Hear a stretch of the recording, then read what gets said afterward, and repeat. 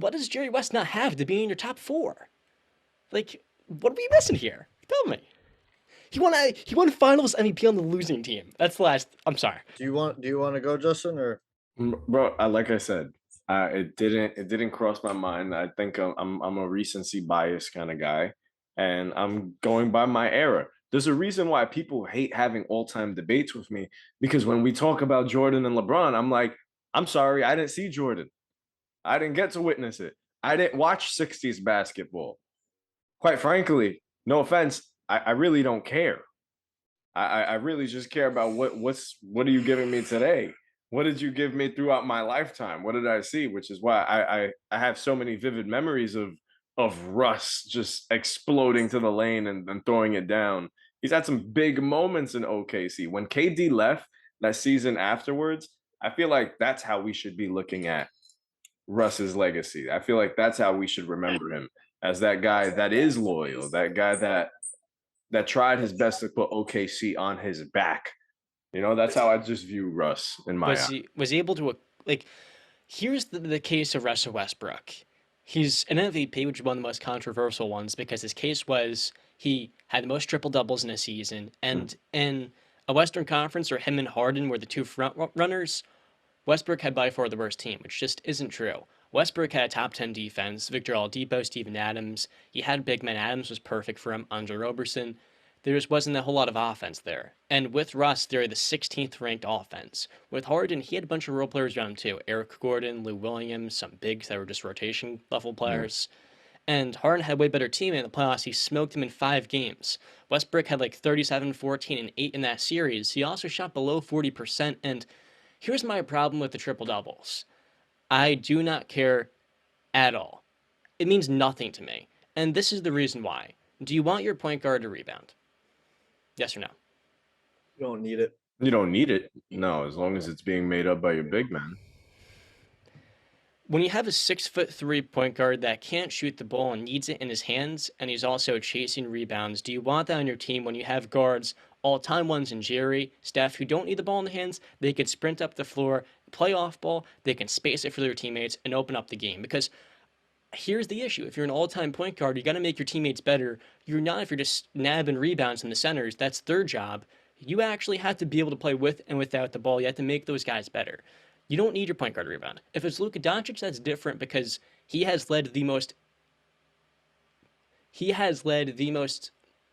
efficient offense of all time. In 2020, the Mavericks the best defensive rating ever. So you want the ball in his hands. So that's why him getting 8 or 9 rebounds at 6'9", it makes more sense because he's guarding wings.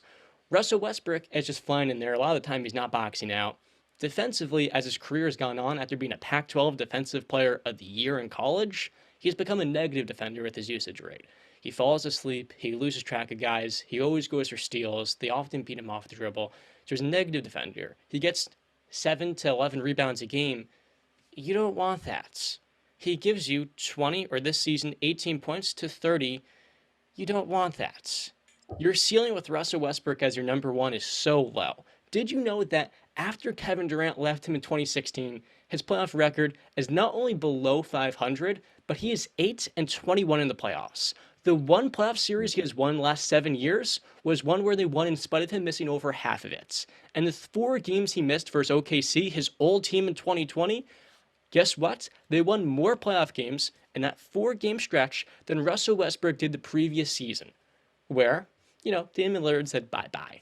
And you go a step further, Chris Paul with a bunch of guys around the league, a young SGA, Danilo Gallinari, players just thrown around.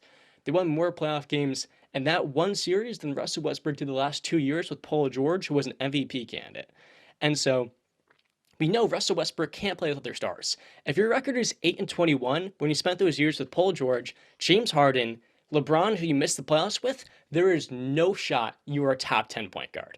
After the age of 27, he has basically done nothing in the postseason. He chases rebounds. Sure, he gets assists. He's a very good playmaker. And guess what? He still averages 4.5 turnovers. He provides zero gravity. He doesn't make his teammates better. The reality is he never has. He was very good in the 2012 playoff run. He had moments early on in his career. But quite frankly, after Patrick Beverley took him out right by the scores table in 2013, he has done nothing in his career to impress me. He won MVP when it shouldn't have even went to him. It should have went to James Harden.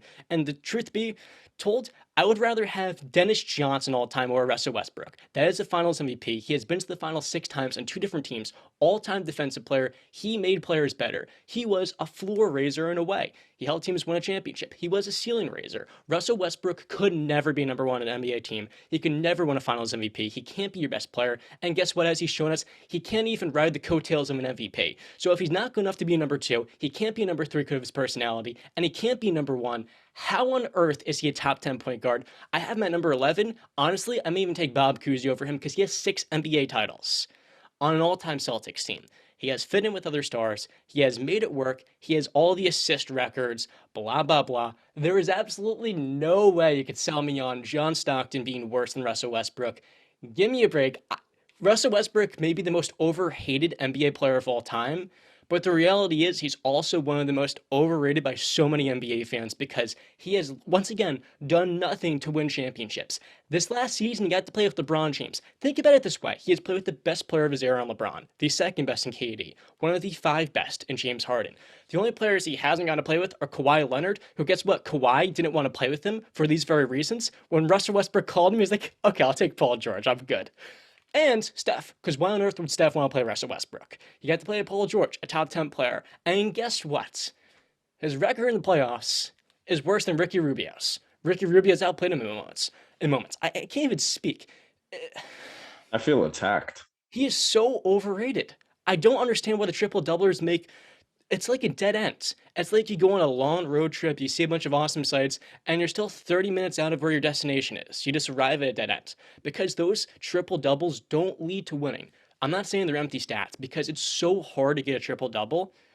He's so athletic. He's so skilled as a passer. And he still doesn't make his teammates better because of his personality. It's Wilt Chamberlain like in a way where he cares about the stats almost too much. And the reality is he's not a winner. He never has. He's not adaptive. He's never made his teammates better for the last 7, 8 years. And truth be told, I don't want him on my team. And now as defense, at 33 years old, I laugh at him. I don't take him seriously. He is a joke to me if I'm playing against him. You got rookies going to the league making fun of him for being a brick machine. This is not an all-time top 10 player. And quite honestly, while he is a legend, like I said before, this isn't a true point guard. I mean, he doesn't make his. Okay. So my only thing is, so I hear everything that you're saying, but my one gripe with it, and this is even goes for you, Brandon, is we mentioned the hate of Russell Westbrook. You just went on this whole tangent about how much you pretty much dislike the guy, but you still have him ranked in your top 12. So putting him in the top 10 really isn't that inconceivable.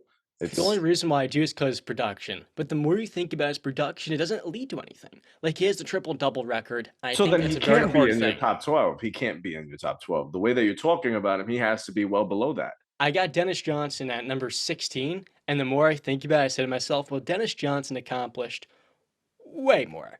And even a Damian Lillard or a Chauncey Billups, like those guys are in the same exact tier as Russell Westbrook, and depending on what you value, they can be behind him, they can be ahead of him. For Mhm. me, production matters. That's a part of this, which is easy. Why you can say Russell Westbrook's an all-time point guard, and you can't dispute that. It's hard to average 30 a game, even if you're inefficient at it. It's hard to get 8 to 13 to 12 assists because not many players can do that, even if you're averaging all the turnovers. And it's hard to get rebounds as a point guard. But like I said before, that doesn't make my team better. It makes my team worse because if you can't space the floor and you have no gravity, you're a 6'3" 3-point center. And as Russell Westbrook has lost that athleticism, come on, give me a break. To me, if I'm defending him, I don't take him seriously. I say to my center, go sit in the paint, hold calm. He'll probably miss the layup at this point because he's shooting 58% from at the rim. Like he doesn't put any fear into my heart. If I could give him some compliments, he's one of the best bank shot makers in the game post Tim Duncan. He has a family, he has a wife, and he's a married man. He's got kids. I credit him for all of those things. But as a player in the basketball court, he's stubborn, he's naive, he won't accept the player he is. He's dismissing anything. Like he has all the opportunity. Like how many players have played with KD, LeBron, Harden, and PG, and they have guess what? More first round exits than non first round exits. That's pretty insane. So, okay. So first off, I just want to say, well done, sir. You hit on a lot of points there, and a lot of them I completely and 100% agree with. Um, I do want to say, I mean, you did clear it up later on when you talked about triple doubles, that you don't want to discredit them, but you want to, there's a story behind them, and they don't meet, and I agree, they are completely overvalued now, and I think it's because they didn't happen like a lot for a very long time. Like they really started getting a lot of traction when Westbrook started, looking like he could do it for a year. That's when everybody was like, "Oh, triple doubles, triple doubles, triple doubles," But like they mean something and they also don't mean something. I remember that first year he did average the triple double. I think it was, so he had 42 triple doubles, I think, that year. Hmm. So there's 82 games, and I'm pretty sure they were like 41 and 41, maybe. I think they finished something like that. And it was like basically like when Westbrook has a triple double, they win, and when he doesn't, they lose. So it meant something for that team, but then it just kind of fell apart in the years um after that. But again with and I'll just say another thing on Westbrook. You're completely right about like not willing to change, not willing to accept the role, stubbornness. I mean, I just think back to the end of this season. Excuse me. When Vogel was on his way out, and everybody knew it. Everybody was talking about it from like a quarter through the season. Everybody was like, "Okay, when is Vogel's time is running out? When is he going to get fired? Are they going to do it midway through the season, All Star break? Or are they going to wait till the end?" They waited till the end, and then he got let go, and then Westbrook goes on this tangent of just burying the guy, blaming Vogel for everything, and it was like, you really want to blame Vogel? Like if it was up to Vogel, I'm pretty sure he would have had you on the bench, you accepting the role of being a bench guy in the sixth man. But he got pressured from upstairs, and they were like, "Oh, we're paying this guy a lot of money, dude. He needs to be on the court starting." His hands were tied, so he had to play you. So if it felt weird and uncomfortable, it's probably because he was weird and uncomfortable because he was in a tricky situation. But back to what Justin said about Jerry West and not really seeing people play and whatnot. I agree with that to a point. Like I have to give all these guys, all the old guys, the respect and love and admiration for what they did. Yeah, we can't go back and watch every game or whatever, or just like big games and whatnot, all of them, because it would just take forever. You can watch highlights and stuff, but you're not getting the full picture because you're not seeing their low moments, their high moments, the in betweens, all that, the ups and downs of basically a career. You're not getting that in a highlight clip of even 15 minutes. You're just seeing the best of them. But I do agree with it up to a point where it's like, for me in the 60s and the early to mid 70s and then even before the 60s, I do kind of put a little asterisk on it just because there weren't that many teams back then. It was before the merger, and it was a completely different game. Like it was just diametrically opposite of what it was even in the 80s and 90s when we started getting guys like Magic, Bird, MJ, Isaiah, list goes on and on, Barkley, keep naming them, Hakeem Olajuwon, whatever, you know what I mean? So for Jerry and Oscar, and it's the same thing for my all-time list. Like I put Bill Russell on there at number 10 just because of the respect I have, and what the old timers say about him and what basketball historians say about him. I have to Mm. give him his love and respect. And that's why I put him over Will Chamberlain, because he beat Will in the biggest stages. So I put Oscar and Jerry on my list because of the same reason. I hear the people talk about him, and I hear the historians talk about him and the analysts, and they say these guys were they were great.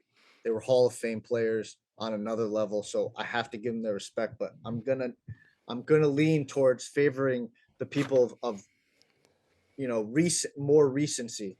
Like I got Kid, who played late 90s, 2000s, around there. Two Gary decades. Payton, same thing.